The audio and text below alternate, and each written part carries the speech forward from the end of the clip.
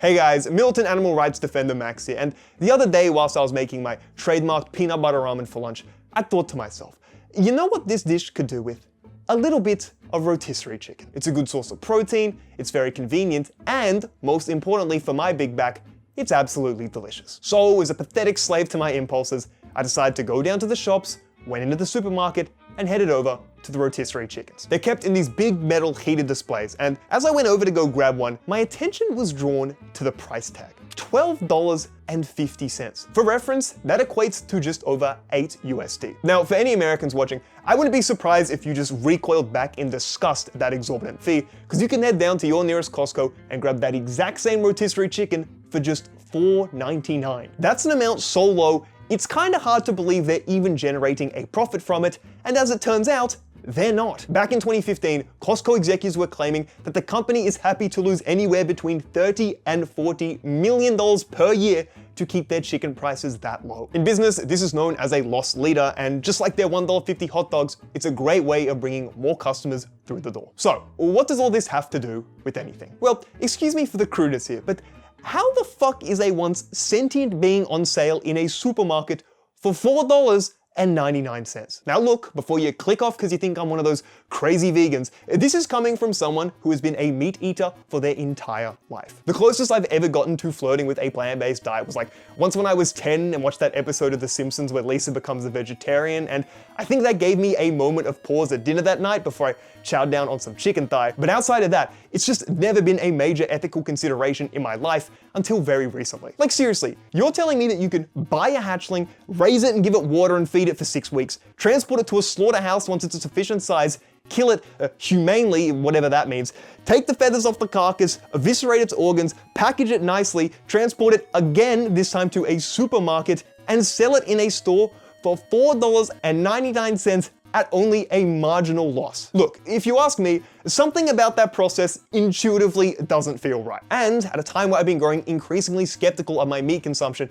I remember that I bought a book back in January called Animal Liberation by Peter Singer. Now admittedly, I put it pretty deep down in my pile of books to avoid reading it because I love animals and I knew my philosophical case for eating them was probably pretty weak, so I wasn't really in a rush to read the damn thing. It's definitely the most obvious case of cognitive dissonance that I've had in my life up until this point, so I finally decided to bite the bullet and, well, unsurprisingly, my views have changed, which is why we're here with this video. So, with Singer's book as our guide, let's take a look at the moral philosophy behind veganism. If I were to ask a random meat eater, why is it okay for humans to slaughter other animals and consume their flesh? The response I'm likely to get is something along the lines of, well, we're humans, which are obviously more important, and they're just animals. You know, cows and pigs and chickens. They don't have the capacity for reason or intelligence which we do, which justifies our human interests over theirs. For as long as there's been a food chain, we've been at the top of it, so if we want to eat lesser beings, then we have every right to. And I mean, yeah, I can't really blame someone for thinking like this because this has been the overwhelmingly dominant view of humanity since basically the inception of civilization. We're of one species, Homo sapiens, and other animals are not, which means they don't get the same level of moral consideration that human beings do. This is what Singer identifies as speciesism. Now look, before you laugh, yes, it does sound a little silly, almost like a parody term. You know, if I said I hated one of those disgusting little rat dog breeds which look like a blueberry muffin, it feels like someone may jokingly label me as a speciesist. However, this is a very real term describing a very real form of discrimination, which will make sense the more we unpack it. So, this idea that humans are above all other animals has its origins in two main ancient traditions of Western thought, the first of which being the Bible. In the book of Genesis, God really doesn't leave much room for confusion as he tells us, "Let us make man in our image, after our likeness, and let them have dominion or control over the fish of the sea, and over the fowl of the air, and over the cattle, and over all the earth, and over every creeping thing that creepeth upon the earth." I'm not really sure you can get a bigger stamp of approval than God himself granting you superiority over all other animals in the literal first page of your holy text. Now secondly, we also see the supremacy of humans with the ancient Greek philosophers, and specifically Aristotle. He developed this idea of the great chain of being, which suggests that everything in the natural world exists within a hierarchy and has an innate purpose, or telos. Rain falls from the sky to help the plants grow, an acorn exists to become an oak tree, and, to quote Aristotle himself, plants exist for the sake of animals, and brute beasts for the sake of man. Domestic animals for his use and food, wild ones for food and other accessories of life, such as clothing and various various tools. In his view, it is our capacity for reason, or logos,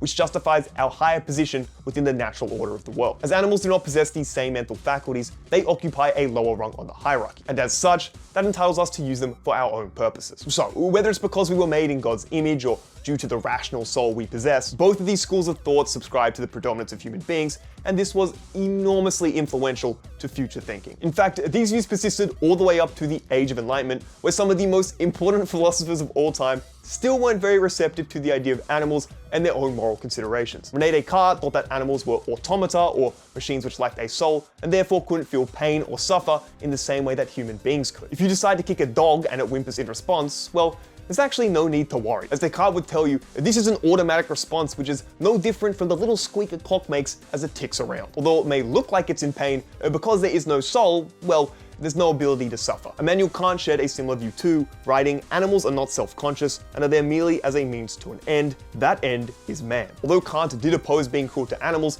it wasn't because they are sentient beings which are capable of suffering. To him, that source of mistreatment and abuse is only wrong because it corrupts our own sense of humanity, which could impact the way we deal with other human beings who are worthy of moral consideration. To quote Kant once more, "He who is cruel to animals becomes hard also in his dealings with men." However, around that same time in 1780, English philosopher Jeremy Bentham, the father of utilitarianism, came to quite a shocking revelation. In his book, with the ever so catchy name, An Introduction to the Principles of Morals and Legislation, Bentham wrote what has become perhaps the single most important passage to the animal liberation movement. What else is it that should trace the inseparable line? Is it the faculty of reason, or perhaps the faculty of discourse? But a full-grown horse or dog is beyond comparison a more rational, as well as a more conversable animal than an infant of a day, or a week, or even a month old. But suppose the case were otherwise. What would it avail? The question is not can they reason, nor can they talk, but can they suffer? In Bentham's view here, the criteria which determines whether or not something is deserving of moral consideration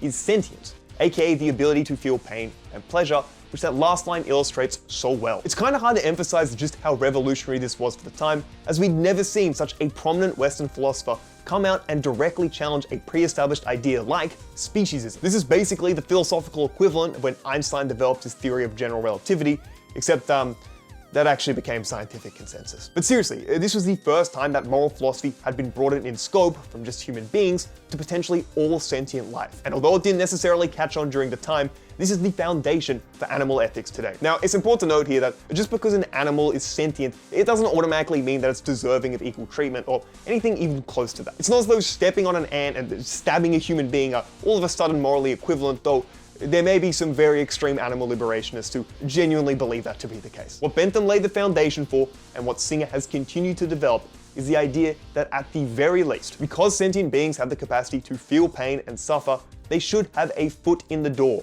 when it comes to moral considerations. That's it, just a seat at the table. To get a better idea of all this, let me introduce you to my dog, Maggie. She's a bit of a mix of everything. There's kangaroo feet, a big tail, her facial features are giving Rhodesian Ridgeback, and she definitely has a lot of Staffy in her too. Now, although I love just about every part of this strange little creature, it's no secret that she's a major dumbass. She has no capacity for abstract reasoning, she isn't self-aware, she can't speak or understand language, and she definitely isn't intelligent. I mean, for God's sake, if I had to guess her two favorite pastimes, it's probably anxiously licking her paws and spontaneous vomiting. Are you okay? You okay? For a philosopher like Kant, her inability to reason bars her from any ethical considerations because, quite simply, she's incapable of being a moral agent. That means if I were to kick her in the stomach, or poke at her eyes, or do something as deranged as skinning her alive for my own enjoyment, well, she's not a moral agent, and as a byproduct, she's just a means to an end. She might shriek in pain, shake with distress, and display every conceivable indicator that there is pain and suffering going on, but it doesn't matter. Without the capacity to reason or talk, we simply aren't concerned with her interests. As I mentioned earlier, the only grounds on which Kant would oppose this type of animal cruelty is if it impacted my relations with other human beings, aka other moral agents who are worthy of consideration. To quote Kant directly here, violent and cruel treatment of animals is intimately opposed to a human being's duty to himself, and he has a duty to refrain from this, for it dulls his shared feeling of their suffering, and so weakens and gradually uproots a natural disposition that is very serviceable to morality in one's relations with other people. So if we could be certain that skinning my own dog wouldn't lead me to treat other people worse or corrupt my sense of humanity, to Kant at least, it would be morally permissible. But anyway, getting back on track. If you've just heard this argument about sentience for the first time, I wouldn't blame you for being a little reluctant to follow the logic. You probably do care about the welfare of animals, but On some level, it kind of feels like we undermine the moral value of humans if we're willing to consider the interests of all sentient beings. Like, come on, you might say. Surely our higher capacity for intelligence and abstract thinking means something, right? This is something Alex O'Connor discusses in an old video he made on the philosophy behind veganism, and to quote him directly, why should intelligence be the metric by which we measure moral worth? Seriously, is it really correct to place a higher level of moral worth on a human being just because they happen to be more intelligent than somebody else? Would we say Albert Einstein's interests are more important than a child with a mental disability? As Singer points out, drawing the line at intelligence is the same logic which racists have used historically to justify things like slavery. Although we now unequivocally know that scientific racism is bullshit, as there's no evidence to suggest that certain races are more or less intelligent, even if it did happen to be true, would that morally justify treating white and black people differently? Of course not. If we follow this line of argument to its logical extreme, we have to bite the bullet on some pretty unsavory positions. For example, say there was a human being born with such a severe mental handicap that a pig stuck in a factory farm was genuinely more intelligent and more self-aware. Would that therefore make it morally permissible to slaughter that person and eat their flesh? I would hope your answer to that question is no, because it illustrates how a lack of intelligence isn't a sufficient reason to justify eating somebody. You can also apply this logic to a whole host of different traits, like the ability to talk and communicate, emotional complexity, or our ability to reciprocate rights. But again, if a human lacked any of those qualities, would that justify us killing them for consumption? Probably not, so why should animals be any different? In our last line of defense, we might revert to the view that we are justified in abusing and slaughtering animals because we're of a different and more dominant species. However, as a line of argument, this is just as morally arbitrary as a racist claiming they deserve special consideration because of their white skin, or a sexist because, well, they have a penis. I mean, come on, if a man thought he was morally superior to a woman just because he's naturally stronger, we'd all rightfully call him insane. Also, I think there's something else which is important to remember in a discussion like this. Intuitively, we feel as though there is a massive metaphorical canyon between us humans and our animal counterparts, which is true in some sense. Obviously, our greater mental ability has allowed us to construct the modern world we live in, but at the end of the day, humans are animals too. If we look all the way down the evolutionary line, humans, pigs, chickens, and cows all share a common ancestor. Although I may have a high school education on biology, I'm pretty sure there was that one fish 400 million years ago who decided to grow some feet so he could get his ass out of the ocean, and now the planet is home to a wide array of animal life as a byproduct. I mean, hell, just take a look at human evolution specifically. Scientists believe that Homo sapiens emerged about 300,000 years ago, but we didn't develop our modern mental cognitive ability or behavioral attitudes until about 50,000 years ago. That means there was a period where anatomically, sure, we looked and were biologically structured in a very similar way to each other, but we didn't have the same capacity for complex thought and intelligence. That idea alone really complicates how we ascribe moral agency. Like, at what point do we draw a line and exclude some Homo sapiens but not others? They have the same nervous system and therefore register pain in a similar way. They obviously still love and care about their infants, but they might struggle to solve a complex math equation or comprehend language. Given enough time, they'll probably evolve to be exactly like us. So with that in mind, what are we supposed to do? It's a massive moral gray area, and I think it serves as a good reminder to humble ourselves as Homo sapiens. We're really not that far removed from the rest of the animal kingdom, especially when you look at our closest relatives like chimpanzees and bonobos. I always get bombarded with these amazing monkey reels on Instagram, and I mean, come on. Just look at the way they grab shit, the way they show emotion on their face. There's definitely a reason we share like 99% of our DNA with them. So although there may be a massive asymmetry when it comes to our abilities and the abilities of non-human animals, there is that common thread of sentience and the ability to suffer, which does unify us. Again, that doesn't mean all life is equally as important, but to quote Singer, it does mean that we should cease to treat animal lives as expendable for whatever trivial purposes we may have. I think there's a tendency for discussions like this to end up in heated debates where you're doing the moral calculus of whether 6 chimpanzees are more worthy of living than some old senile person who's close to dying, but I think we can circumvent that. If you agree with Singer and think animals are deserving of at least some moral consideration, not as much as humans, but just a little bit because of their capacity to suffer, then I think you should take a moment to pause and reflect on some of the practices which are going on in the world today. We'll cover this more in the next section, but does a pig really deserve to live a life of abject misery for 6 months in a factory farm just to satisfy our momentary sensory desire to consume their flesh? Once we make it over that hump, then we can divulge in the Matt Walsh-style hypotheticals where we ponder if it's morally right to kill every ape on the planet just to save one human life. And oh my god, what does that reply say?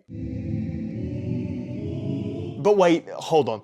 I've kind of been begging the question for the entirety of this video. I'm taking it as a given that there are animals out there suffering, but is this necessarily true?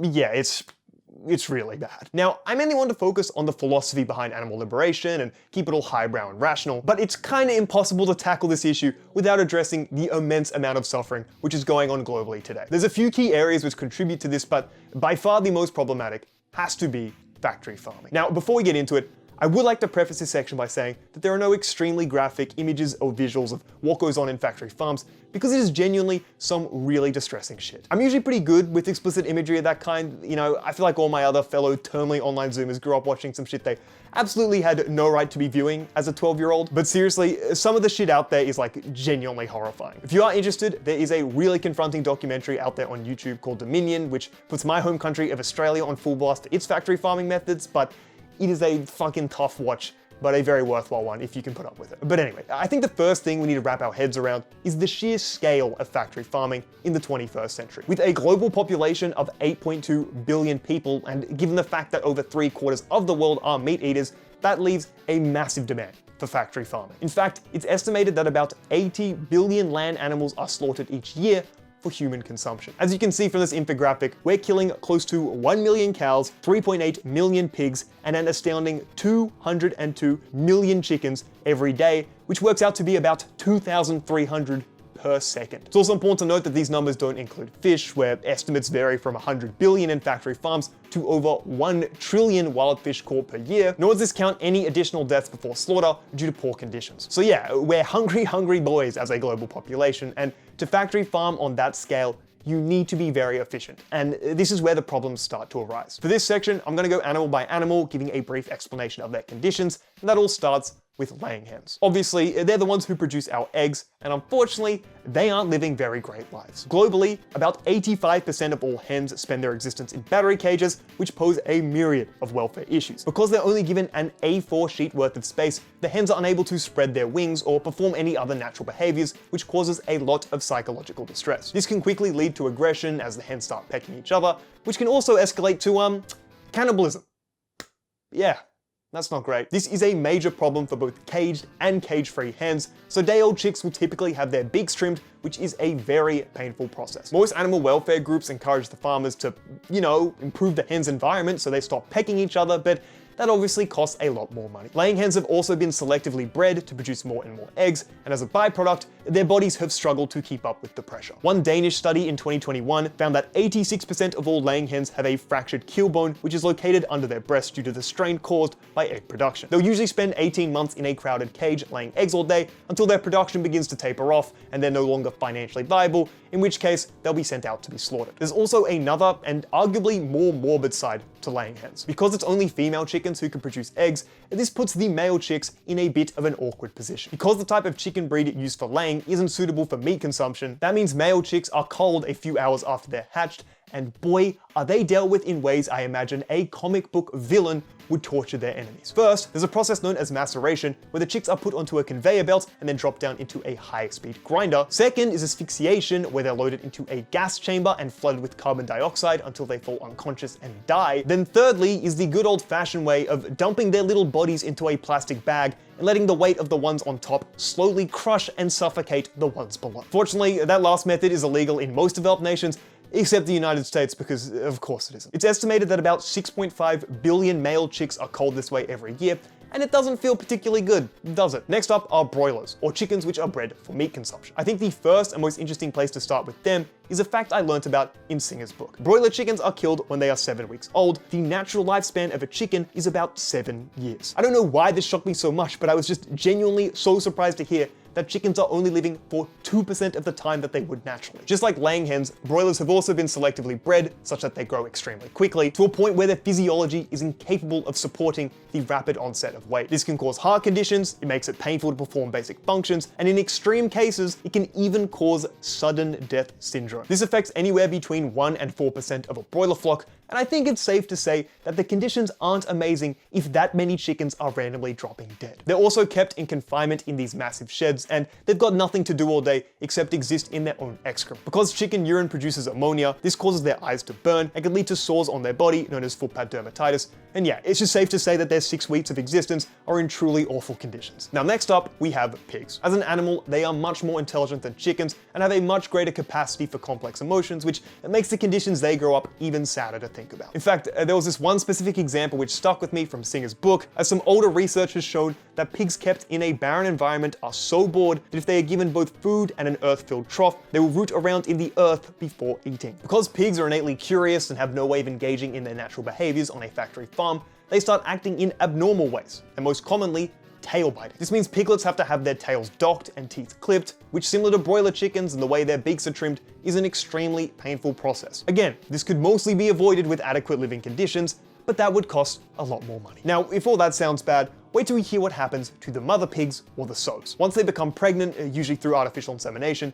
they're forced into what are known as gestation crates, which are extremely restrictive and don't give enough room for the sows to even turn their bodies around. This obviously causes psychological distress, leading to aggression, and can even force the sows to start biting the metal bars, which are actively restricting them. Along with all that fun mental stuff, the crates also cause pressure sores, UTIs become more common as they have to rest in their own excrement, and their bones and muscles become weaker, sometimes to the point of lameness. 3 or 4 weeks after they've given birth, the piglets are then taken from their mother, and the sow is repeatedly impregnated until she can no longer produce any more children, and is then subsequently taken to a slaughterhouse. I also thought it was very funny that the Australian pork industry website had a page explaining these crates in some, well, we'll just say euphemistic language, and instead of showing an image of what the crates actually look like, we've got this cute visual of some piglets playing in hay instead. Oh, look how happy they are. I can't possibly imagine why the Australian pork industry didn't want to showcase the conditions that their sows have to live in on their website. Also, on a final note with pigs which we'll brush on, the most common way in which they are slaughtered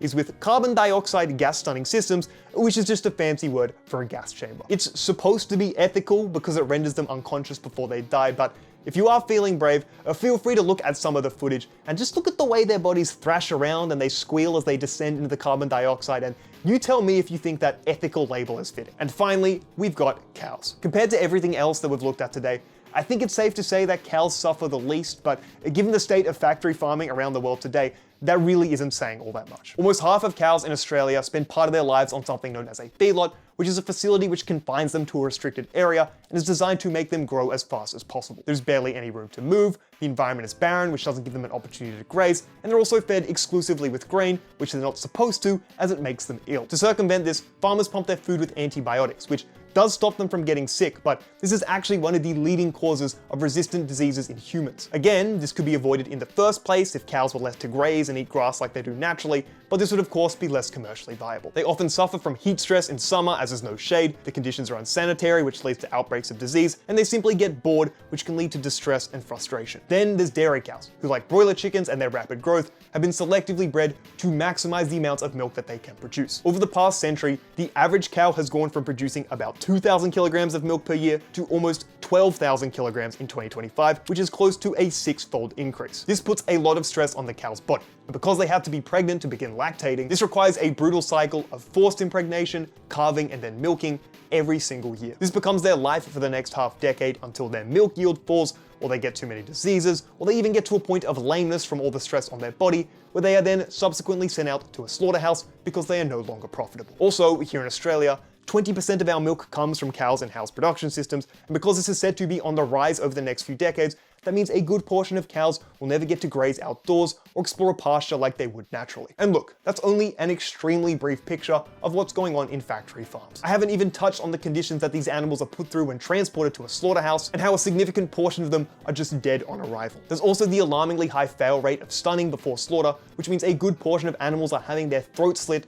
whilst being partially or fully conscious, and yeah, it's just all fucking awful, to be honest. The more you research the conditions they're put through, the worse it gets, but I hope this can act as a good diving off point if you are interested. I think the most important realization I had whilst researching this part of the video was, damn, Factory farming has to be the single greatest example of how the profit motive can lead to morally abhorrent outcomes. In a ruthlessly competitive industry like agribusiness, the interests of the animals are always going to come second to generating a profit, and corners are going to be cut wherever is legally permissible. It doesn't matter if cramming more chickens into a shed leads to more suffering and a higher mortality rate during the feeding phase, as long as it generates a bigger profit by the time you're shipping off their carcasses to a supermarket. Well, does it really matter? To quote a pig farmer in Singer's book, who summarizes this sentiment pretty nicely, we don't get paid for producing animals with good posture around here, we get paid by the pound. Also, the last thing I want to touch on before we go to the final section of this video is just how depressing the lack of progress has been since Singer wrote his book all the way back in 1975. That was half a century ago. And sure, there have been some improvements, but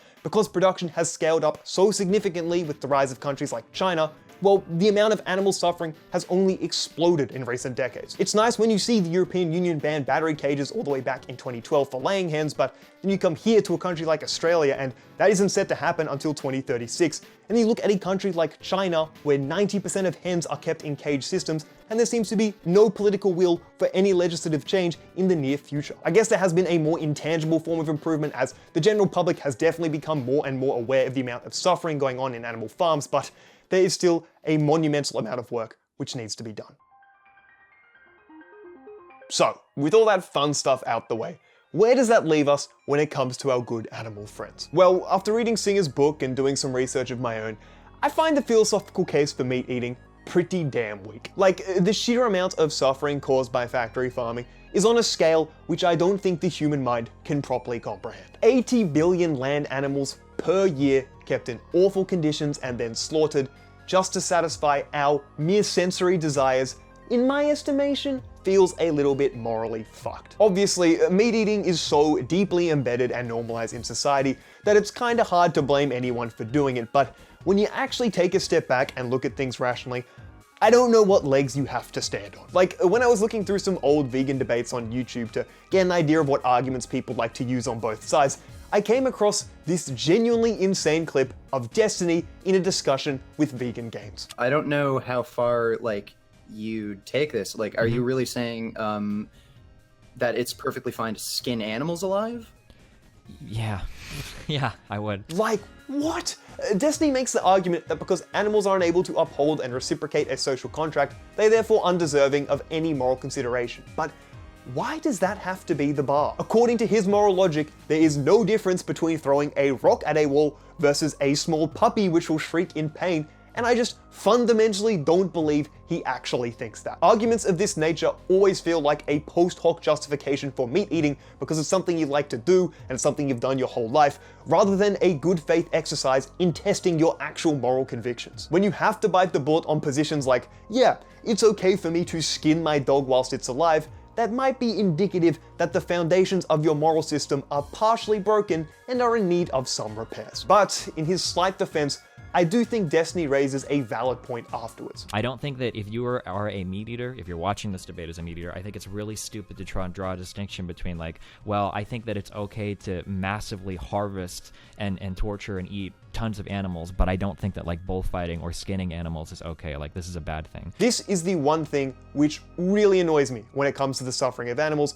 because Destiny is absolutely right. There is just a massive hypocrisy which so many people are guilty of. Like, you'll see Westerners lambast dog meat festivals in China for being backwards and regressive, but we are doing the exact same shit here with other sentient beings. Now, to be fair, I think there have been reports of excessive levels of cruelty to the dogs, which I do agree does deserve moral condemnation, but when people only have an issue with the fact it's dogs being slaughtered, what the fuck are we doing? The only difference between a pig and a dog is the fact one of these animals happened to lose the evolutionary lottery and carries a lot of yummy meat on their body, whereas the other one proved to be a cute companion for humans. Past that distinction, the differences become morally arbitrary, because these are both sentient creatures who are capable of suffering, and current research seems to suggest that pigs are actually more intelligent than their canine counterparts. One avenue you might try to argue is the fact dogs are cuter than pigs, but this goes back to what we were talking about earlier on in the video. Although it may be true in a descriptive sense that we tend to treat more attractive people better with pretty privilege and all that, I think you'd agree that being mean to someone and ascribing them less moral value because they're ugly would be an utterly insane position to hold. You may also argue that from a historical perspective, dogs have been domesticated for a reason, as they provide us with a lot of value and make for great companions. But again, does that mean a useless person should be chucked into a factory farm for the rest of their life and then slaughtered for human consumption? Yeah, it gets a little shaky, doesn't it? I think Singer had a great quote in his book which summarizes this sentiment really nicely. To protest against bullfighting in Spain, the eating of dogs in South Korea, or the slaughter of baby seals in Canada, while continuing to eat eggs from hens who have spent their lives crammed into cages, or veal from calves who have been deprived of their mothers, their proper diet, and the freedom to lie down with their legs extended, is like denouncing apartheid in South Africa while asking your neighbors not to sell their houses to blacks. It is hypocrisy of the highest order, and the fact the shit with dog meat is used as an excuse to be racist and xenophobic is also probably why it particularly annoys me too. But anyway, I think that brings me to my final point of the video. Every time I look at my dog Mackie, she reminds me so much of a piglet with her little snout, and my cognitive dissonance cannot handle it. Had I grown up in a household with a little piglet for a pet, and yes, they can be domesticated in the exact same way a dog can, I know I would have an emotional connection which is comparable to that of my love for Mackie. And fuck, even if that pig proved to be a nuisance and I couldn't train it properly to be a pet, that still doesn't give me permission to subject it to 6 months of absolute misery before executing it and then eating it too. In my view, the differences between a dog and a pig are morally arbitrary, and if there's no world where I would inflict any unnecessary suffering on my dog Mackie, then that should be true of a piglet too. I know there is an emotional appeal tied up in that sentiment, but I am a human being, and it is ultimately what swayed me in the end. So, what does that actually mean for me? Well, given my moral convictions on the matter, I think it's time I have to start transitioning to a plant-based diet. Now, this sounds great in theory, but unfortunately for me, I am a big-backed fatty who loves to binge eat whenever given the opportunity. Meat has been a staple of my diet for all 23 years of existence, and as an intellectual who's read Atomic Habits once or twice, if I want this lifestyle change to actually stick, it's gonna be a gradual process. It'll start with small steps, and I've already discovered that my favorite Shin Black ramen has beef extract in it, so that's gonna have to go, but I did have oat milk the other day, and it actually turned out to be pretty good. I'm also culinarily handicapped, so it's gonna take a lot of effort to learn some vegan and vegetarian recipes, but if my convictions are where they are, it's just something I'm gonna have to suck up and learn to do properly. I also have zero worries on the nutritional side of things, and I hope it's kind of common knowledge at this point that a vegan diet can absolutely be a healthy one too. Sure, you've got to be cautious that you get enough protein and you're not deficient in any vitamins or minerals which you might be missing out on, but if you put in like 2 seconds of extra effort, I think you can work around that pretty easily. I mean, come on. Nate Diaz, a fighter in the UFC, does vegan diets in preparation for his fights, and he beat the shit out of Conor McGregor, which seems like a decent benchmark for its efficacy. Also, if you are interested in the same way I was, athletes like Lewis Hamilton, Chris Paul, Djokovic, Kyrie Irving, Nick Kyrgios, and Serena Williams have operated at peak performance whilst eating no animal products too. Yes, it obviously takes more effort, but the idea that it's unhealthy is just flat wrong. Also, this video has primarily focused on the moral side of animal suffering, but there's also the environmental case for veganism, which is really fucking strong too. Livestock production is responsible for anywhere between 12 and 20% of greenhouse emissions globally. It's a major driver of deforestation, and factory farms require an enormous amount of water. These reasons are all valid in their own right and make the case for going vegan even more compelling, but as I said, this video was primarily focused with the moral philosophy and all the animal suffering. If I had a bit more time, there were a few more issues I wanted to discuss, like the efficacy of individual boycotts for systemic change, the prevalence of anti-veganism in the media with fuckheads like Piers Morgan and Isaac Butterfield, and also the ways in which I think the vegan movement is ineffective. I might revisit some of those topics for a future video though, so who knows? Just as we look back at things like slavery and the Holocaust today, a part of me can't shake the feeling that future generations are going to condemn us for our moral abomination in the form of factory farming, but I guess it's up to humanity to decide which way we shift, and who knows what we'll be thinking 300 years from now. Thank you for watching this video. I know it's a bit of change of pace as I got into my moral philosophy bag, but that's what's been interesting me as of late. If you did enjoy, make sure to check out my Twitter. Please join the Discord below. I also have Instagram, and if you were curious, in the time you've been watching this video, something like 5.2 million animals would have been slaughtered for human consumption, so I guess there's some food for thought. Some food for thought. It's pretty clever, isn't it? Anyway, that's me done. Thanks for watching, and I'll see you in the next one.